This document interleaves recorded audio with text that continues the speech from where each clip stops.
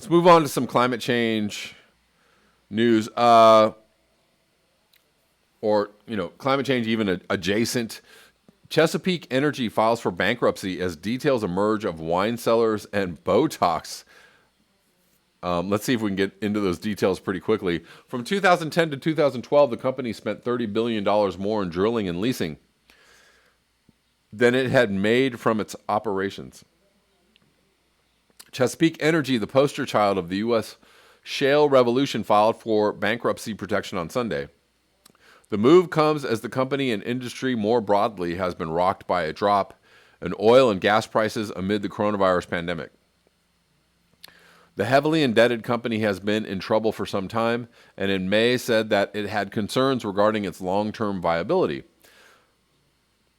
You might see this as good news, but it actually is just turns out to be another little money go round, right? This is just them shedding debt and getting, more money in loans to keep on operating.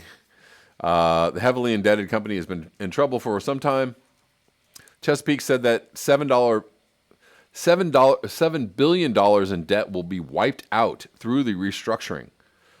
So they just cleared $7 billion in debt. The company has secured almost $1 billion and $925 million in debtor in possession financing in order to continue operations. So they wiped $7 billion away, and then somebody gave them $1 billion to keep on going.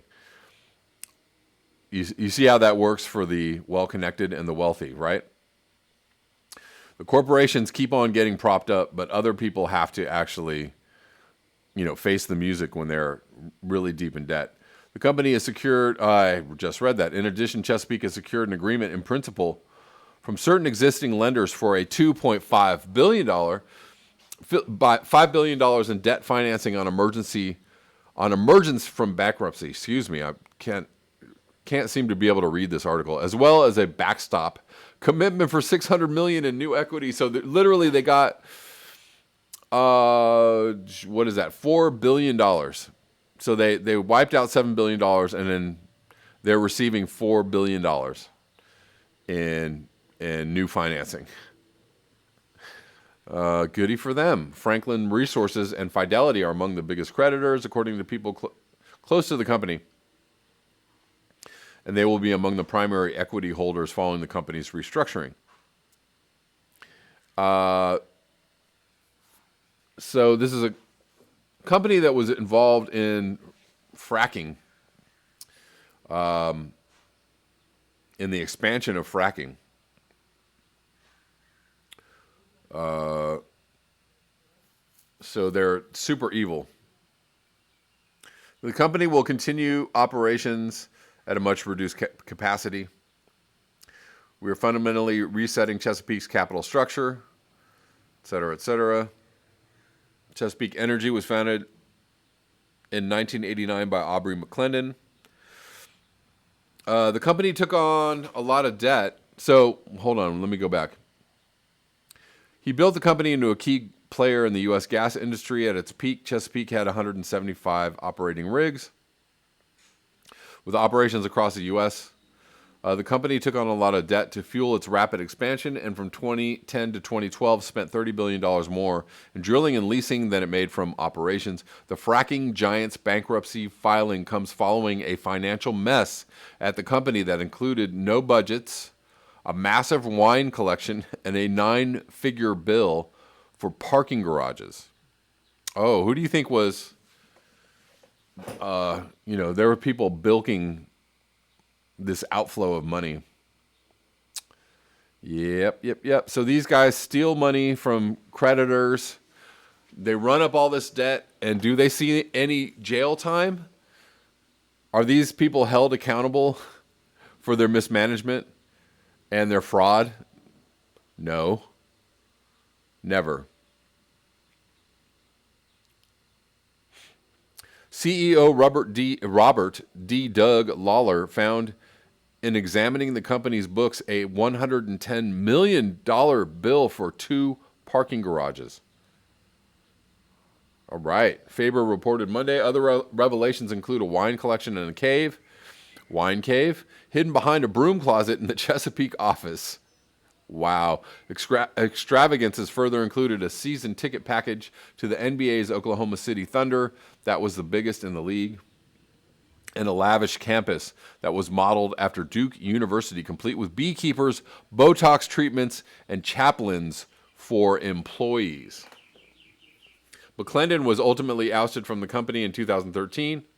Oh, well, here we go. And in 2016 was indicted on federal charges of conspiring to rig bids for oil and natural gas leases for a new venture he had started.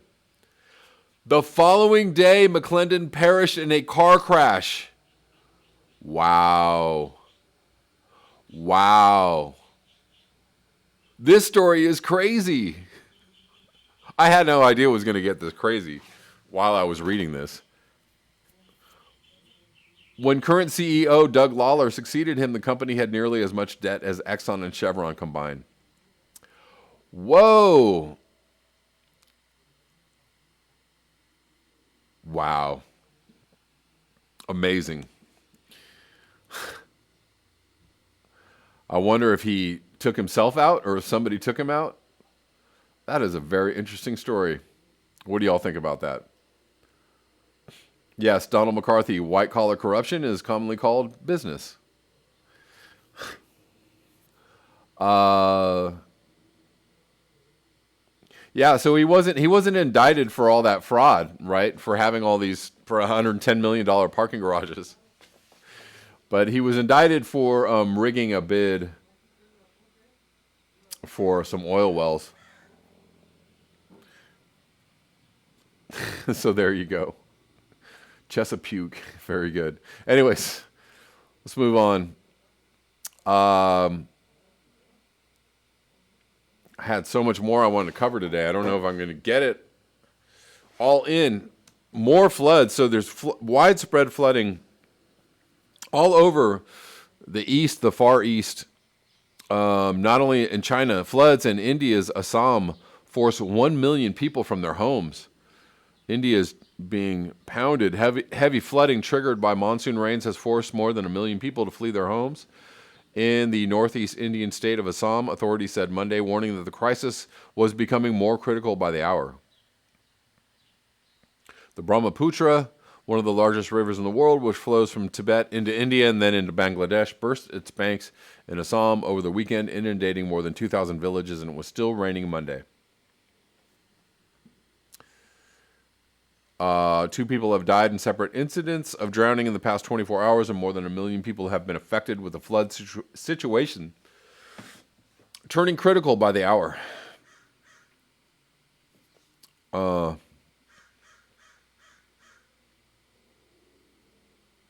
Paramilitary personnel were deployed across the state for rescue operations to ensure people maintain social distance and makeshift shelter camps to prevent the spread of coronavirus.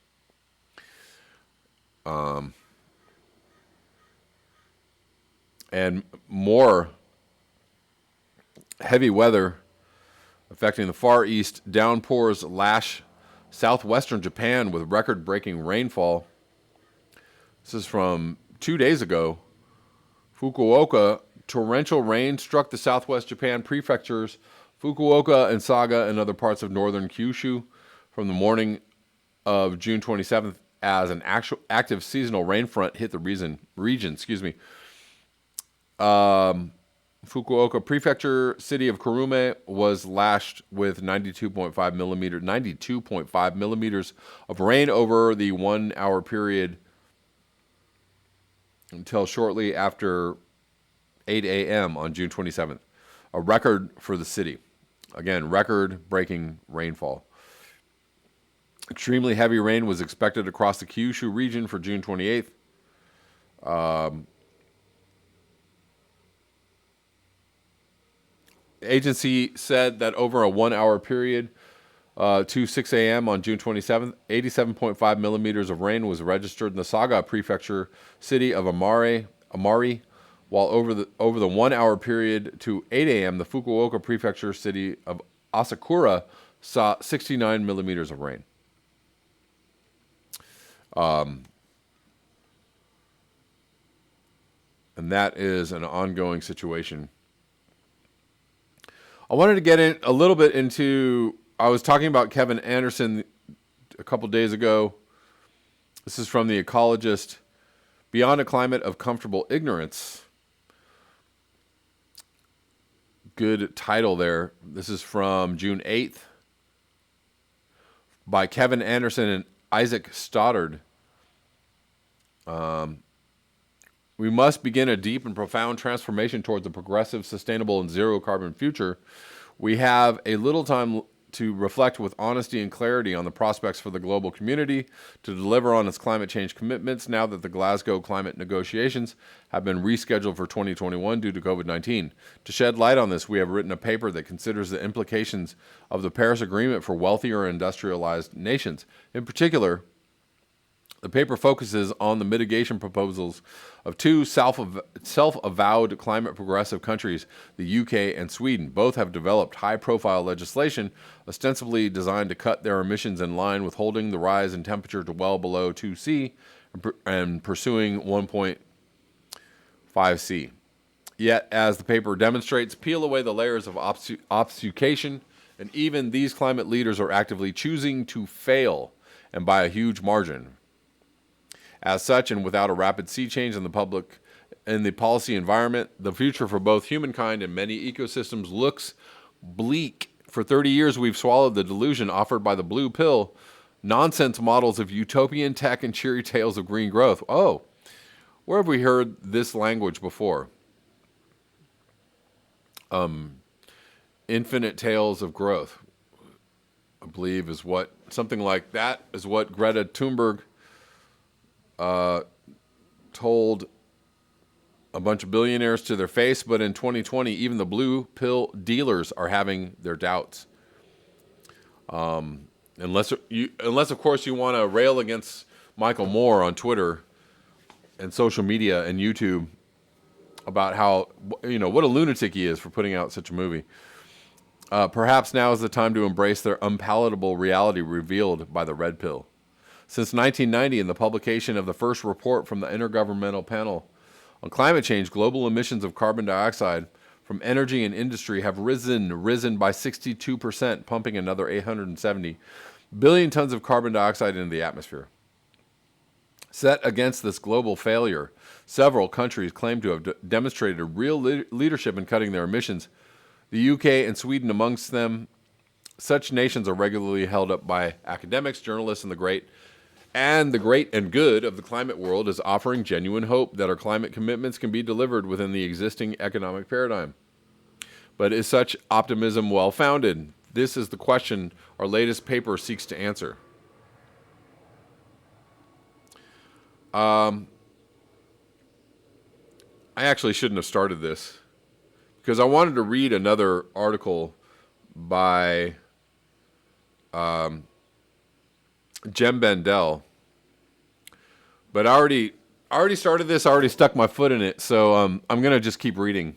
And maybe we'll read the Jem Bendell paper tomorrow because it's really, really long, and I only have 10 minutes left in this show. So maybe I'll spend most of the time tomorrow talking about the Jem Bendell paper.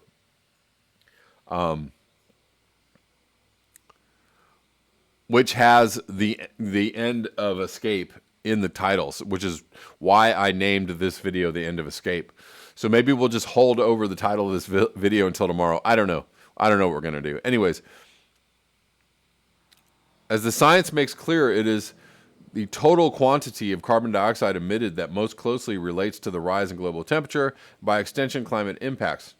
Whilst such a carbon budget framework comes with inevitable scientific uncertainties, it is sufficiently robust to provide an adequate guide for assessing strategies and policies for reducing emissions. The real challenges with a carbon budget framework are political. First, what chance of meeting the 2°C and 1.5°C temperature commitments is implied by the language of the Paris Agreement?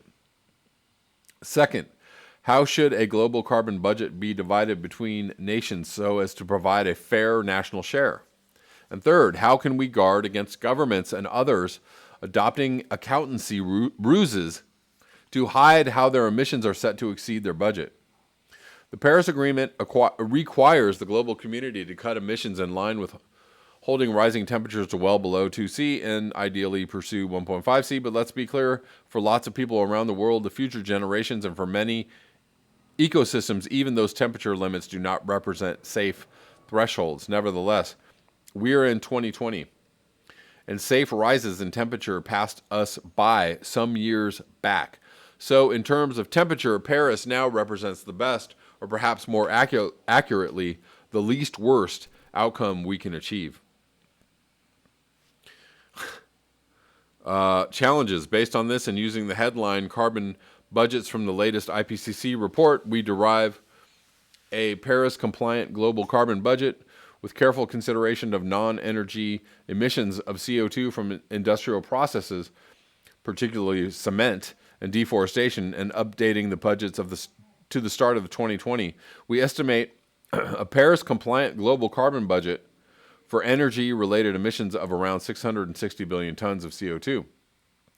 This is the total quantity of CO2 that can be emitted from the start of 2020 out to and beyond 2100. To put this in perspective, it is around 18 years of current 2019 global emissions. Whilst there are uncertainties as to the science underpinning this 660 gigaton budget, for now it represents our best interpretation of the Paris Agreement and the latest science. And yes, the wisdom of allowing another 660 billion tons of CO2 out into the atmosphere is, unimaginably stupid. However, it should be noted that the early Earth system model runs that will feed into the next IPCC report hint that this value may be too optimistic. Consequently, we suggest that somewhere around 660 gigatons is considered the maximum value for guiding policy.